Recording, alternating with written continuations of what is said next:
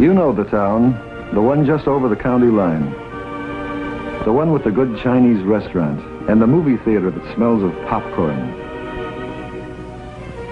Good smell. Good people. My stake in the town, a business, a building. That is when I finish paying off the mortgage in 15 years. I assume I'll be around in 15 years. That's something you have to assume, or else there's no point in assuming.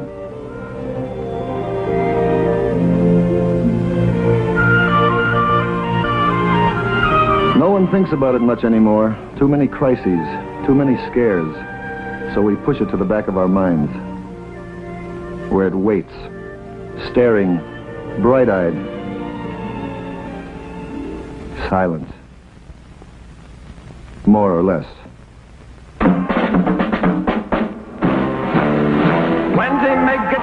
Number of family fallout shelters planned or begun in our town in the last 2 years, 189. Number completed, 5. They're gonna live in my fallout shelter. Some say it was apathy, indifference. Others say it was all that talk about standing at the door of your home shelter with a gun and shooting your neighbor down if he tried to get in. That didn't sit well with our people. But the coming of the National Shelter Survey and the idea of finding community shelter for everyone seemed to put the matter in a brand new light. Schools, hospitals, commercial buildings, apartment houses. 168 potential community shelters which could accommodate our entire population, plus any additional shoppers or workers who might be in the area during an attack. The hypothesis then, Mr. Mayor, is a nuclear attack. William Albemarle Groves, senior member of our Common Council, and one of the town's most trusted and respected citizens. That is the hypothesis, Mr. Groves. Unlikely, but possible from a military point of view. Your job depends upon accepting that as a premise, does it not? Dennis J. Allen, our Civil Defense Director. Shall we continue, gentlemen? By all means.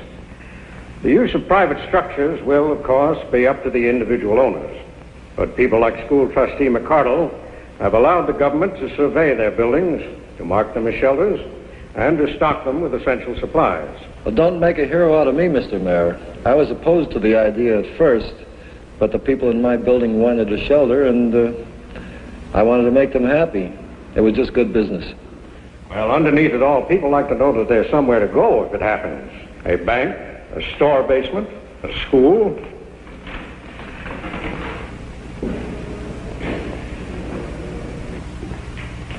Why a school? They're located where people live.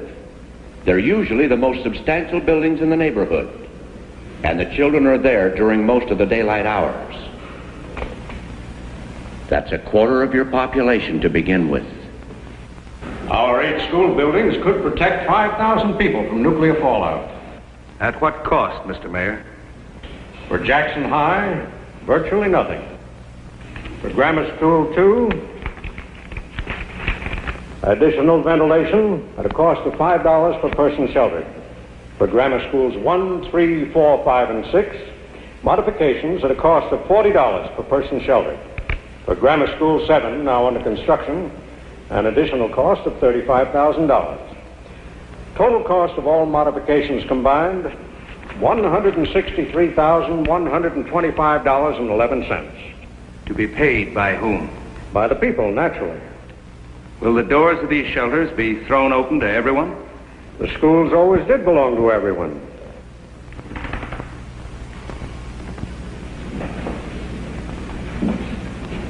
Who's to pay for supplies for these shelters? All stocked by the federal government. Food, water, medicine, radiation measuring instruments. Yes. Who guards these supplies against vandalism? Who administers the shelters, conducts shelter drills, trains the people in medical aid and in the use of these radiological gadgets? Well, those things can be worked out. Or dropped entirely, Mr. Mayor. Not only is this not a matter for the schools, but in times like these, I can think of no more futile, negativistic approach than burrowing into the ground, and at these staggering costs. We can raise the money. And do without furniture, books, a cafeteria for Grammar School 2, more teachers for Grammar Schools 3 and 5, where we already have more than 40 pupils in a class.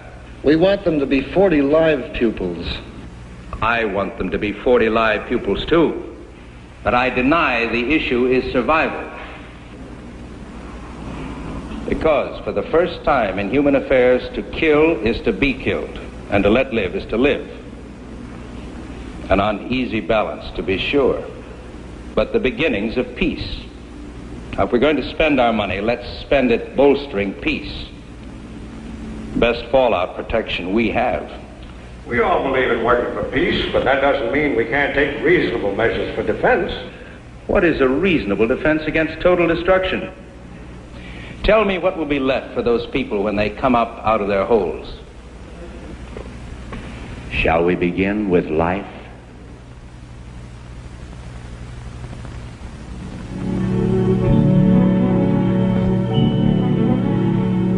Councilman Groves, for all his strong opinions, is not an unreasonable man. He was willing, as I was, to let Mr. Allen point out exactly what changes the government thought would be needed to incorporate shelter facilities into our schools.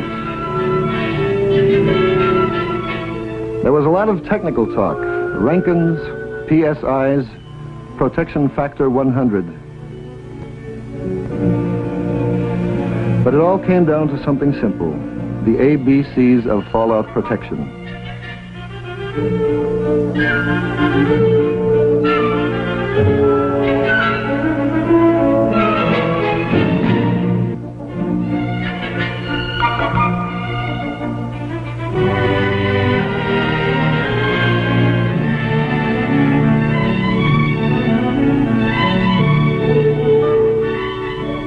The walls and ceilings have to be thick enough to withstand deadly amounts of radiation.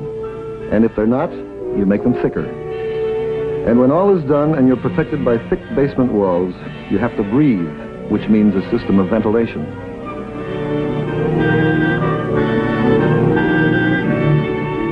And drink, which means a plan for storing water. But I learned that basements aren't the only place to find fallout protection. We saw a room that opened on an air shaft and was shielded from every direction by heavy brick walls. This would give the room a high degree of fallout protection, even though it's above ground.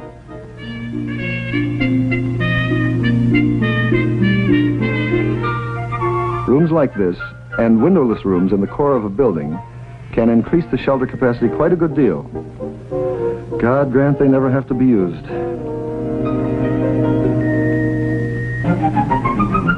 A few days later, Dennis Allen requested permission to present his case for school shelters before the full membership of the Common Council. He elected to do so by showing us films that arrived from Paducah, Kentucky. The Concord School had basement windows just below ground level. The windows had to be shielded. A local contractor donated cement blocks. The men of the town laid the blocks and shoveled earth between the blocks and the building foundation. Then flowers were planted along the new wall of defense. An independent power supply was installed for pumping water and providing lights. Eventually, the new shelter for 600 persons was stocked with a 2-week supply of food, which is maintained at all times. If Paducah could do that much by itself, why couldn't we do as well?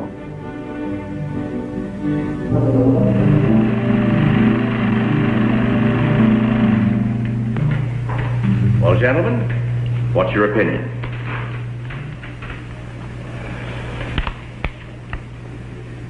Gentlemen, I have a list here of some 370 items vitally needed by the public. It was quite a list. It not only covered our schools, but took in everything else needed by other departments of our city government. And it was obvious that, in his opinion, all these needs were more immediate and far more urgent than fallout protection. And so it went for 45 costly minutes before he moved that the council table the motion, put the proposal aside, at least for the time being, which in this case could mean forever. The count, 2-4, 3 against any immediate consideration of putting shelter in our schools. Dennis Allen does not give up easily. he persuaded Mr. Groves to accompany him to a model community shelter that had been set up in a neighboring county. A shelter that doubles as a meeting place for civic groups, proving that money for fallout shelters can also buy useful peacetime facilities. Allen also demonstrated the use of what Groves had called a radiological gadget, a dosimeter.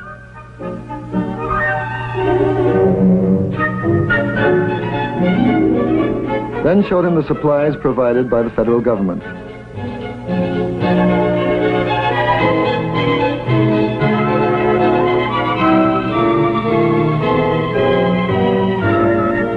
But if a change was forthcoming in Groves, the dent was still to be made.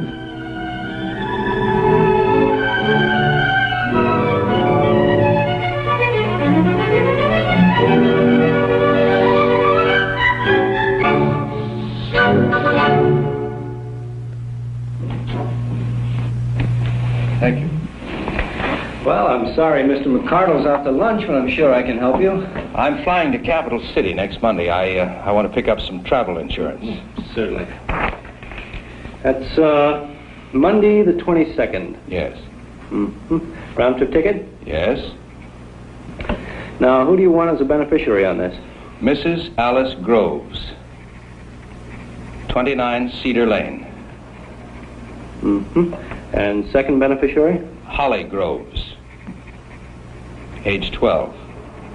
Mm-hmm. Now, how much insurance do you want? Well, I should think about $500. Hello, Bill. Oh, George. I'll take over, Freddie. Fine. Thank you.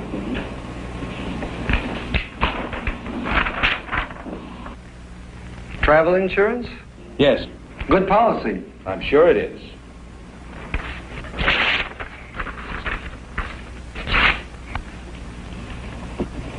Why did you do that?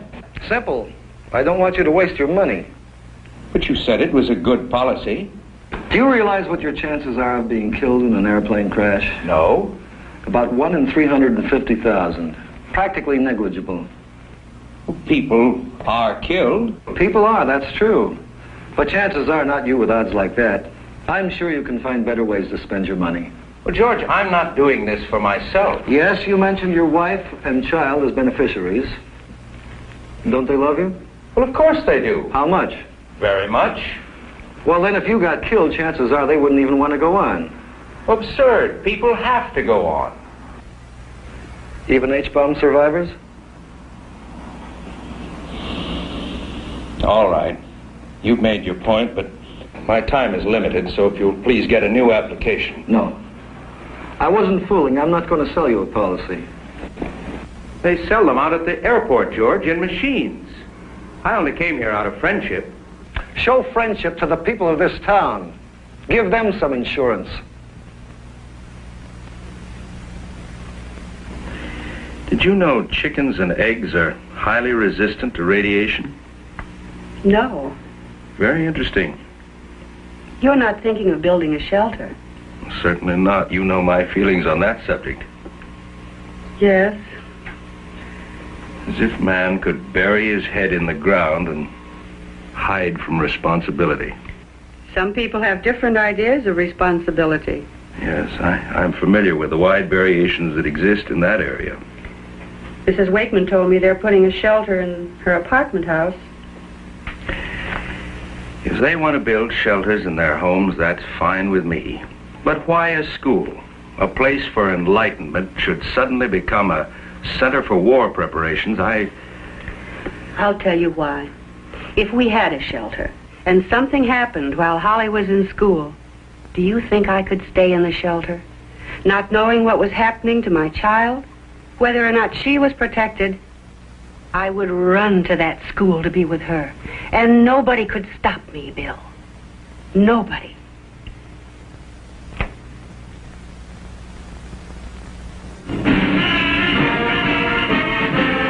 It was 2 weeks later, at a public meeting in Jackson High, that I saw Councilman Groves again. First item on the agenda was a plea for money for the high school band. After which Mr. Allen had permission to address the group on community shelters. As always, he included a definition of fallout. When a nuclear weapon explodes, many tons of vaporized earth are sucked up into the cloud, and there they become radioactive. These radioactive particles fall back to the earth up to hundreds of miles from the point of explosion, forming a dangerous blanket over buildings, fields, and roads. Exposure to a large amount of fallout radiation can cause severe sickness and could result in death within a few weeks. But the danger is a temporary one, since fallout decays rather rapidly after a nuclear blast. 7 hours later, radiation level is down to 10% of the original level. 2 days later, it's down to 1%. 2 weeks later, down to 1/10 of 1%, which means that the first 2 weeks are the critical ones in which to be sheltered, assuming, of course, that you have survived the initial explosion. Question. Yes? How far do you have to be from the blast to live through it? Well, let's take a 20 megaton surface burst. You would have a good chance of surviving if you were more than 12 miles from the point of detonation, provided you knew what to do. Well, what do you do? A number of things. The first sign of a nuclear explosion is a blinding flash of light. That means about 3 seconds before the heat or thermal wave.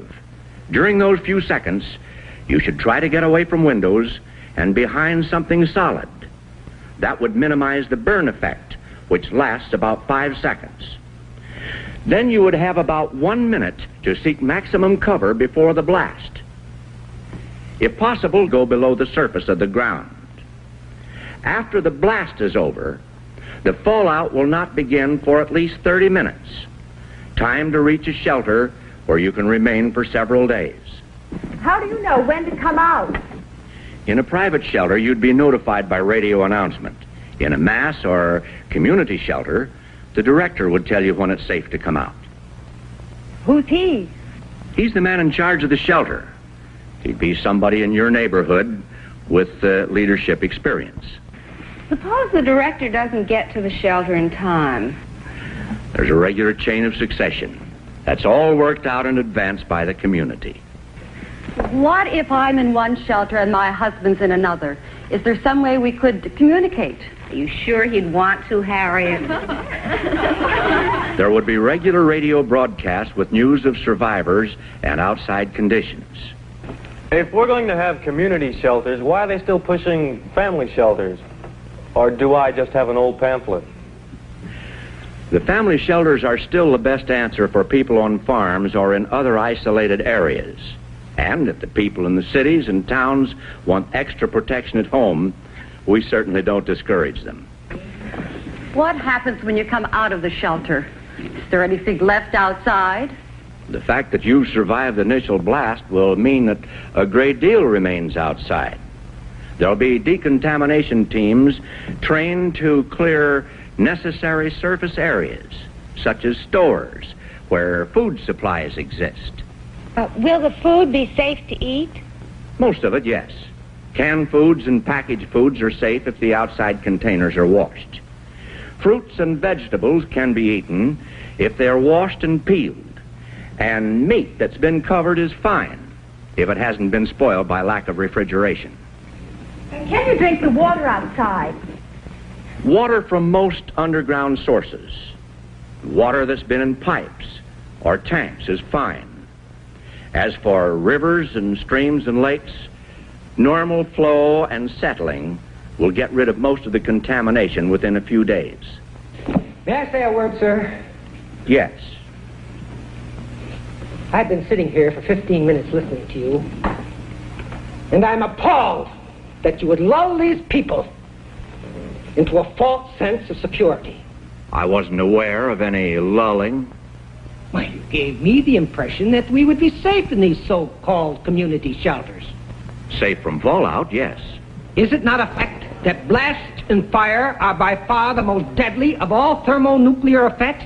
And that when the bomb hits, our homes will be pulverized? That would happen within a few miles of the burst, in a direct target area. I'm speaking of places where there are survivors. Do you mean to imply that we would not be a direct target area? I don't know whether we would or whether we wouldn't. Not a direct target area with our up-to-date chemical plant and our modern county airport only 2 miles away? I can tell you from reliable sources that the enemy wouldn't have enough weapons to hit every plant and every population center in the United States. And I say we're a prime target area, sir, and that nothing can save us. You're making a lot of assumptions, sir. I'd like to point out that... May I have your attention, please? Please, may I have your attention?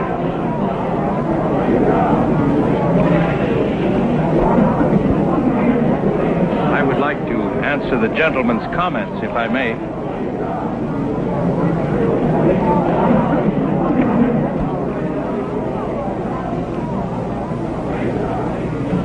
Sir, your remarks are familiar to me.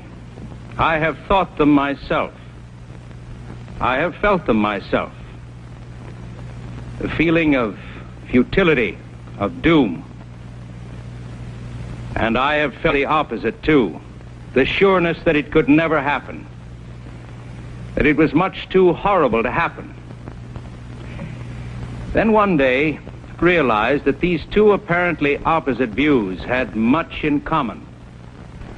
Both led to complete inaction. Both allowed me the leisure of doing nothing of my unique predicament as a 20th century man. I had faced two possibilities: world peace and world destruction. I was notably reluctant to face the third, the possibility of a nuclear war in which some will survive. The most difficult of all to face because it requires intense preparation, sacrifice, money, for a day we hope will never come. If it doesn't, and the world is spared, who will care how much these things have cost?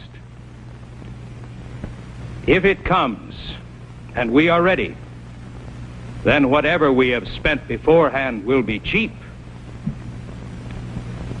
You might say a form of insurance. Ladies and gentlemen, I ask your assistance in financing the construction of shelters in our public schools.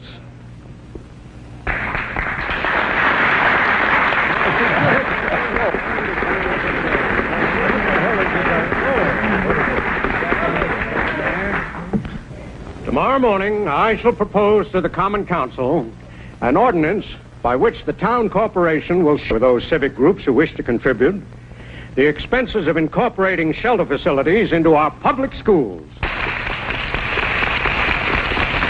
Chain reactions are easier to start than to stop. Within a few days, plans were drawn up for a shelter in Grammar School 2, a shelter that doubled as a badly needed cafeteria. While other schools, work has begun to raise shielding to minimum protective levels. And it wasn't just schools. It was many buildings, public and private. In some, much work remains to be done, and will be done, because people have started to care. Like these doctors and nurses who've begun to give self-care medical lectures to housewives and businessmen, vital knowledge for shelter living. And the radio hams who came forth with the skill and equipment needed for emergency broadcasts in case of attack. Community action, no telling where it'll end.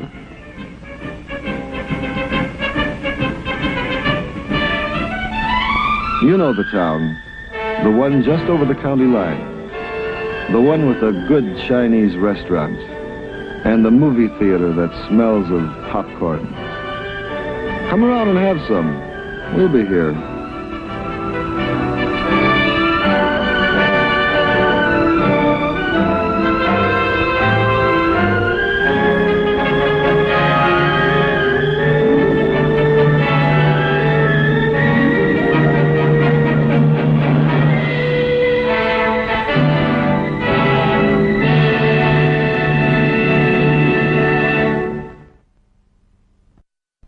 talk about standing at the door of your home shelter with a gun and shooting your neighbor down if he tried to get in. That didn't sit well with our people. But the coming of the National Shelter Survey and the idea of finding community shelter for everyone seemed to put the matter in a brand new light. Schools, hospitals, commercial buildings, apartment houses. 168 potential community shelters which could accommodate our entire population, plus any additional shoppers or workers who might be in the area during an attack. The hypothesis then, Mr. Mayor, is a nuclear attack. William L. Bright-eyed. Silent. More or less.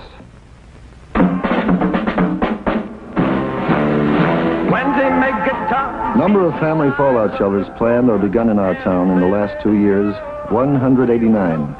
Number completed, 5. They're gonna live in my fallout shelter. So if you want... Some say it was apathy, indifference. Others say it was all that. My stake in the town, a business, a building. That is when I finish paying off the mortgage in 15 years. I assume I'll be around in 15 years. That's something you have to assume, or else there's no point in assuming.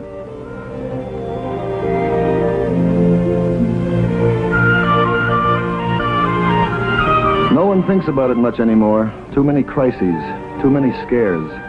So we push it to the back of our minds, where it waits, staring.